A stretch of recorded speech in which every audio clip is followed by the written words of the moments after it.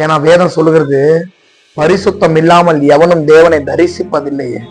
பரிசுத்தம் இல்லாம இருந்தா அவர் என்ன பார்ப்பாரு, ஆனா நான் பாவம் செஞ்சாதான் நான் அவரை பார்க்க முடியாது. நல்லா கவனிச்சு பாருங்க.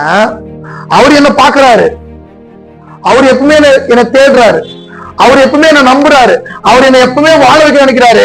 என்னைக்கு நான் பாவம் செய்யறனோ, என்னைக்கு எனக்கு பாவ எண்ணங்கள் எனக்குள்ள வருதோ, என்னைக்கு எனக்குள்ள பாவ மனசாட்சி எனக்குள்ள வருதோ, அவரை நான் பார்க்க முடியாதபடிக்கு என் பாவம் நடுக்கம் இருக்கிறதால அவரை பார்க்கவும் முடியல, அவர்கிட்ட பேச முடியல. ஏன்னா நான் செஞ்ச பாவம் ஜெபிக்கும் போது கண்ணுல வருது. அதனாலதான் அவரு என்னால பார்க்க முடியல, ஆனா அவர் இன்னைக்கும் உன்னை பார்த்து கொண்டுதான் இருக்கிறார். இன்னைக்கு ஆண்டவரை பார்க்க முடியலன்னா எனக்குள்ள பரிசுத்தமான வாழ்க்கை இல்ல, பரிசுத்தமான வாழ முடியல, என் பாவம் எனக்கு முன்னாடி வந்துட்டே இருக்குது. அவர் என்ன பார்த்தாலும் என்ன அவர் பார்க்கறத நான் உணர முடியலையா? இன்னைக்கு உன் பாவத்தை கத்தட்டு ஒப்பு கொடு. கத்தர் உன் பாவம் என்னங்களை மன்னித்து அவரை நீ தரிசிக்க ஆண்டவர் கிருபை செய்வார். அவர் உன்னை எப்படி பார்க்கிறாரோ நீ அவரை பார்க்க கத்தர் உறுதி செய்வார்.